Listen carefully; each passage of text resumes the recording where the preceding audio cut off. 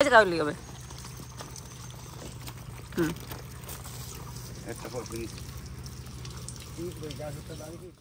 এটা কাটতে কইছিল।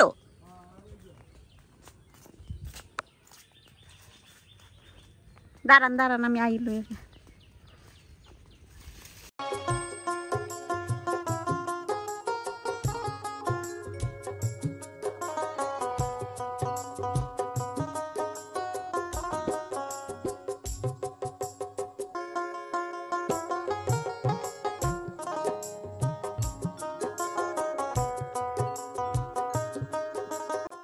হ্যালো সবাইকে, বাটুল অ্যান্ড ম্যাক্স ইউটিউব চ্যানেলের আরেকটি ভ্লগে আপনাদের সবাইকে অনেক অনেক স্বাগত জানাচ্ছি। আজকে জুনের 12 তারিখ ঠিক সকালবেলা থেকে আপনাদের সাথে ভ্লগটি শেয়ার করা শুরু করছি।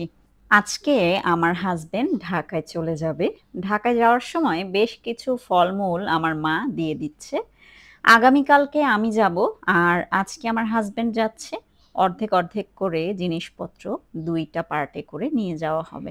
আর এখানে আমাদের পাশের বাড়ির দাদু কলা পাড়ছিল। এখানে যে গাছগুলো দেখতে পাচ্ছেন সব গাছ কিন্তু আমার মায়ের লাগানো গাছ। শারীরিক এত কষ্ট সহ্য করা সত্ত্বেও আমার মা কিন্তু গাছপালা রোপণ করতে খুবই ভালোবাসে, কারণ সারা বছর আমরা যেই সব ফলমূল খাই অধিকাংশই কিন্তু আমাদের বাড়ির গাছের। আর এখানে মাসে প্রায় 5 থেকে 6টা কাঁদি কলা পাওয়া যায়, যেটা আমাদের বাড়ির সকলের খাবারের চাহিদা পূরণ করার পরে মাঝে মাঝে পাড়া প্রতিবেশীদের জন্য চাহিদা পূরণ করে থাকে। আমার মা বাবা কখনোই এখানকার কলা বিক্রি করেন না। আর আমার মা যদি আমার বাবাকে বলে এইখানকার কলা বিক্রি করতে, আমার বাবা খুব চেতে যায়, কারণ বাবা আত্মীয় স্বজন প্রতিবেশীকে দিয়ে খেতে পছন্দ করে। সে আত্মীয় স্বজনরা যতই আমার বাবার ক্ষতি করুক না কেন, কাউকে যদি অসহায় অবস্থায় দেখে আমার বাবা ঘরের চাল নিয়ে তাকে খাওয়ায়। ওইদিকে দেখা গেল হয়তো লাস্ট 2 পট চালই আমাদের বাড়িতে আছে। এই ঘটনা বলতে গিয়ে আমার খুব ছোটবেলার একটা কথা মনে পড়লো। তখন আমি 4 বা 5 পড়ি। 98 সালের বন্যার সময় যারা যারা ছিলেন তারা তো জানেন, ওই সময় কিন্তু প্রচন্ড পরিমাণে খারাপ অবস্থা হয়েছিল। আর আমার বাবা মার অবস্থা কিন্তু তখন এখনকার মতো ছিল না। তখন তো আমার বাবা যুবক ছিলেন, এখনকার তুলনায় আয় রোজগার ভালো ছিল। 98 সালে একটা নির্বাচনে দাঁড়াতে গিয়ে আমার বাবার জমানো যত টাকা ছিল সব টাকা বের হয়ে যায়। আর সেই বছরই আমার বাবা 3টা ঘেরে চিংড়ির চাষ করেছিল। বৃষ্টির পানিগুলো যখন আসা শুরু করলো, প্রায় 1 হাত সাইজের বড় বড় গলদা চিংড়ি বাবার পায়ের উপর দিয়ে চলে গেল। কয়েক লক্ষ টাকার লস সেই বছর বাবা খেয়েছিল। 98 সাল তো এখন থেকে অনেক আগের কথা। তখনকার যুগের 1 লক্ষ টাকার লস মানে এখনকার যুগের 10 লক্ষ টাকার সমপরিমাণ। আর দুঃখের বিষয়, বন্যার কারণে সেই নির্বাচনটাও পিছিয়ে গেল। ঘরে তখন একটাও টাকা নেই। আমার বাবার অবস্থা খুবই খারাপ। ওইদিকে উঠানে বন্যার পানি চলে এসেছে, প্রায় ঘরের মধ্যে চলে আসার উপক্রম। পাশের বাড়ি থেকে একটা কাকা আসলো, যে কিনা গত 2 দিন ধরে ভাত খায়নি, কারণ তার ঘরে কোনো চাল নেই।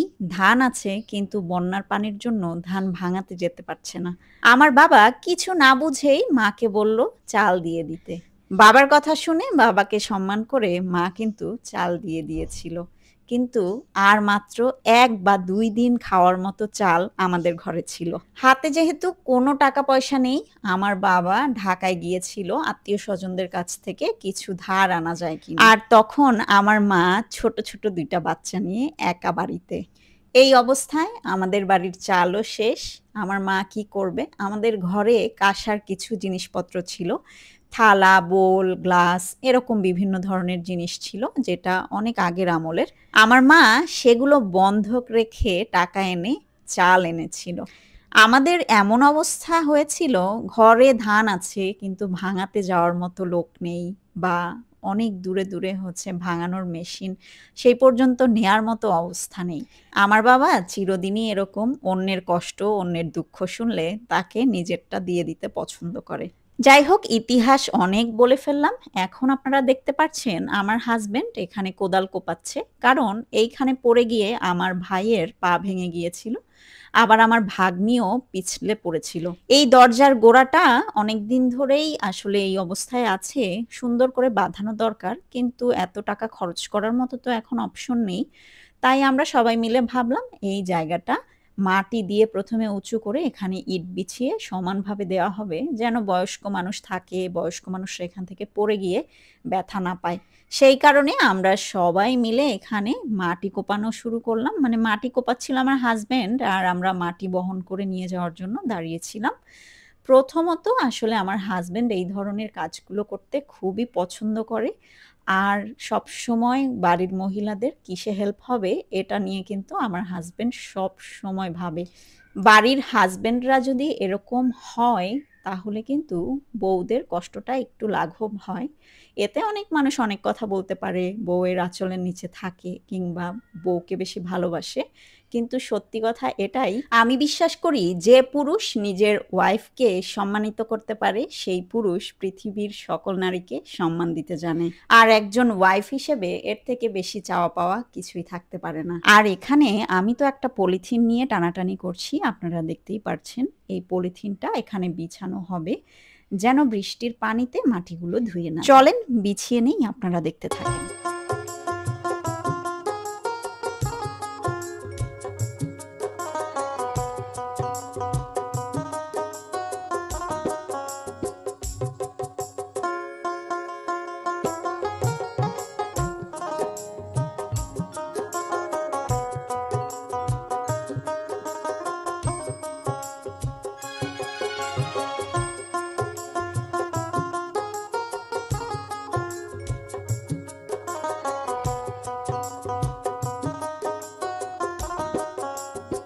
আমাদের এই ছোটকু কাজে কর্মে বেশ দক্ষ, সেটা তো আপনারা দেখতেই পাচ্ছেন, আমার ছোট ভাগনা। আমি মনে করি ছোটবেলা থেকেই এই কাজগুলো করা উচিত, কারণ এতে করে পরিবারের প্রতি দায়িত্বশীলতা ছোটবেলা থেকেই বৃদ্ধি পায়। এই ছোট্ট বয়সে হাতে হাতে কি সুন্দর মেশোর সাথে কাজ করছে দেখেন। আগামী সপ্তাহে আমাদের এই ছোট্ট পণ্ডিতের ৮ বছর পূর্ণ হবে। সবার কাছে অনুরোধ থাকবে ওর জন্য প্রার্থনা কিংবা দোয়া করবেন, ও যেন বড় হয়ে মানুষের মতো মানুষ হতে পারে। এই তো বাটুল ম্যাক্সের বাপি জায়গাটাকে সুন্দর করে কুপিয়ে নিচ্ছে। এখন এই জায়গার উপরে একটু একটু করে বাড়ি দিয়ে সোজা করার পরে ইটগুলো বিছিয়ে দিলেই সুন্দর হয়ে যাবে এই জায়গাটা। আর ওইদিকে আমাদের কাজও প্রায় শেষ, এখন আমাকে হেল্পারি করছে আমার ভাগনা। আমাদের কাজ কমপ্লিট, এবারে ঝাড়ুদারের দায়িত্বটাও আমার ভাগনাই নিয়ে নিয়েছে। কেন জানি না তার খুব ঝাড়ু দিতে ভালো লাগে। ঘর ঝাড়ু দেয়, উঠান ঝাড়ু দেয়, যেখানেই পারে সে ঝাড়ু দেয়। পরিষ্কার পরিচ্ছন্নতার লক্ষণ আছে তার মধ্যে, যদিও সে নিজে ঠিকমতো গোসল করতে পারে না। পরিষ্কার করতে গিয়ে ধুলা ঝেড়ে এমন অবস্থা করেছে, সবাই হাঁচতে হাঁচতে আর কাশতে কাশতে শেষ। তবে কাজ করতে করতে ক্লান্ত হয়নি, ঘেমে গেছে একদম, কিন্তু একেবারেই ক্লান্তি আসেনি। এখন ধোয়া কাচার পালা। যা সরঞ্জাম দিয়ে আমরা কাজ করেছি সেই সরঞ্জামগুলো ধোয়া হবে, পয় পরিষ্কার করা হবে, তারপরে রোদে রাখা হবে যেন এগুলোতে জং না পড়ে। তো এই ছোটকুরো কাজ পড়েছে, সে হচ্ছে কোদাল ধুচ্ছে, হাত পা ধুচ্ছে সুন্দর করে। কাজ করতে করতে সবাই প্রচণ্ড ক্লান্ত। এখন আমি গাছের কাছে গেলাম আম ছিঁড়তে। আম দিয়ে এখন জুস বানানোর প্ল্যানিং আছে। কাজ করতে করতে তো ক্লান্ত সবাই, এখন একটু কোল্ড ড্রিঙ্কস খাওয়ার দরকার। আমরা ভাবলাম ঠান্ডা ঠান্ডা আমের জুস খাই। এই ফাঁকে এনার নাচ শুরু হয়ে গেছে। কে বলবে কিছুক্ষণ আগে এত পরিশ্রমের কাজ করেছে। এই ডান্সের সঙ্গে গানটা দিতে পারলে ভালো হতো, কিন্তু ইস্যুর কারণে সেটা দেওয়া যাচ্ছে না। আপনারাই গেস করুন তারা কোন গানের সঙ্গে ডান্স করছে। জুস বানিয়ে একটুখানি ঠান্ডা হওয়ার জন্য ফ্রিজে রেখে তাদের ডান্স উপভোগ করছিলাম। আমাদের পরিবারের মজার ব্যাপারগুলোতে মাতিয়ে রাখার আসল দায়িত্ব আমার ভাগ্নির। সে খুব নাচ গান পারে। তবে এই ভিডিও এখানে দিয়েছি সেটা যদি সে জানে তাহলে কিন্তু আমার রক্ষা নাই। আশা করি আপনারা জানিয়ে দিবেন না।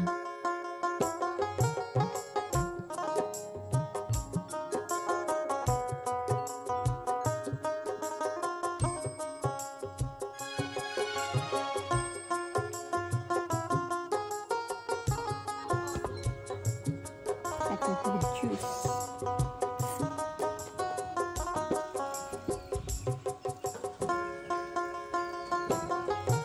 Cheers!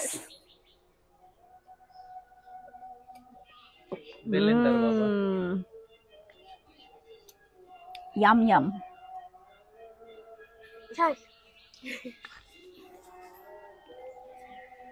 মনে করে রেডি রিভিউ দেওয়ার দারুণ।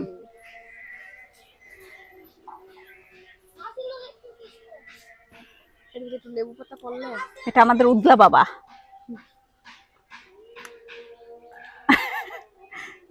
क्या क्या एक्टिंग कर रहा है ये? ভিতর উঠবে বচ্চা কি খায় ওরা? ফিশ মিল খাও তোমরা? ছোট জন্মগ্রহণ করার পর থেকে ফিশ মিল খাওয়া শুরু।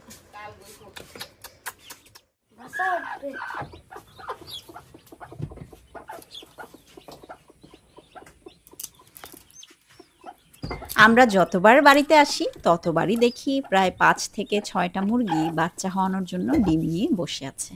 আমার মায়ের লাস্ট যতগুলো হাঁস মুরগি ছিল, বিশেষ করে হাঁস অসুখে অনেকগুলোই মারা গেছে, প্রায় 30টার মতো হাঁস মারা গিয়েছে। আমাদের বাড়ির হাঁস মুরগি তো আমরাই বেশি খাই, সেই কারণে এখন আবারও ডিম তা দিতে বসে গেছে মুরগিরা, যেন নতুন বাচ্চা কাচ্চাদের জন্ম হয়। আমার মা প্রচণ্ড অসুস্থতার মাঝখানেও বাড়ির জন্য এত কিছু করে আর ভাবে, যেটা সত্যি কথা অকল্পনীয়। আর এইখানে আমাদের ছোট্ট ক্যান্ডি একটা বাক্সের মধ্যে নিজের সাম্রাজ্য গঠন করেছে। ছোট্ট বেবিরা কিন্তু কাগজের বক্স খুব পছন্দ করে। আমাদের ক্যান্ডি প্রথম কয়েকদিন আমাদেরকে খুবই ভয় পেত, কিন্তু ধীরে ধীরে আমাদের সাথে সাথে তার ঘোরাঘুরি চলা শুরু। সে রাতে আমাদের সাথে ঘুমায়, আমাদের সাথে খেলা করে এবং খাবারও খায় খুব সুন্দর করে। বাটুল ম্যাক্সের বাপি কিছুক্ষণ পরেই চলে যাবে, তাই ব্যাগ বোচকা গুছানো হচ্ছিল। ক্যান্ডি আমাদের মধ্যে দিয়ে হাঁটাহাঁটি করছিল আর ব্যাগের সাথে খেলাধুলা করছিল। কে চলে যাবে? ম্যাক্স আঙ্কেলকে গিয়ে বলে দিও যে আমি ভালো আছি, আমি একটা ক্যান্ডি বেবি, আমার মাম্মার নাম কটন আর আমার নাম ক্যান্ডি। ইস, ডুট্টু খেলা হয়েছে, এটা ওইদিক থেকে ঘুরে এদিকে যা। চারপাশ ঘুরতেছিস এটা একটা নতুন খেলা, এটা একটা খেলা। আমি ঘুরে ঘুরে ব্যাগের কাছে আসি, এই ব্যাগটা আমার অনেক পছন্দ হয়েছে। আচ্ছা ক্যান্ডি, ক্যান্ডি ব্যাগ বোচকা সব গোছানো শেষ, মা ফলমূল সব বস্তা ভরে দিয়ে দিয়েছে। আর আমার হাজব্যান্ড চলে যাবে, তাই গাড়িও চলে এসেছে। এখন কোটালীপাড়া পর্যন্ত অটোতে করে যাবে, তারপরে কোটালীপাড়া এক্সপ্রেস বাসে চড়ে সোজা একদম মিরপুর। 6 তারিখে আমরা যখন নামি তখন টিকিটগুলো এলোমেলোভাবে কাটা হয়েছিল, যেই কারণে এক একজন এক একদিন যাচ্ছি। কি আসেন আসেন কই তুই? এই সামনে যেই কইতে হয় বেটা। আসেন আসেন আসেন এইদিকে এইদিকে এইদিকে ক্যামেরার দিকে তাকিয়ে। উত্তরা 100 বরিশাল 200 আসেন আসেন আসেন আসেন আসেন আসেন উত্তরকান্দি ফ্রিতে, 300 টাকা আসেন আসেন আসেন উত্তরকান্দি দিকলি ফ্রিতে নিয়ে যাবি। পুরা ফ্রিতে উত্তরকান্দি ফ্রিতে। বাটুল ম্যাক্সের বাপি যাওয়ার আগে আমার বাবা বরাবরের মতো প্রার্থনা করে দিল যেন খুব সুন্দরভাবে নিরাপদে সে বাসায় যেতে পারে। আর এই তো অটো ছেড়ে দিয়েছে, রওনা হয়ে যাচ্ছে। বাটুল ম্যাক্সকে গিয়ে সুস্থ দেখে যেন, এটাই এখন আমাদের একমাত্র চাওয়া। বাটুল ম্যাক্সের বাপিও চলে যাচ্ছে। আর আজকের দিনের ভ্লগ এখানেই শেষ করব। আপনারা কমেন্ট করে জানান আমাদের আজকের ভ্লগটি আপনাদের কেমন লেগেছে। ভালো লাগলে অবশ্যই একটা লাইক করে দিবেন। যারা আমাদেরকে এখনও পর্যন্ত সাবস্ক্রাইব করেননি তাদের কাছে অনুরোধ রইল অবশ্যই আমাদেরকে সাবস্ক্রাইব করুন। ভালো থাকবেন সবাই, সবাইকে অনেক অনেক ধন্যবাদ। বাই।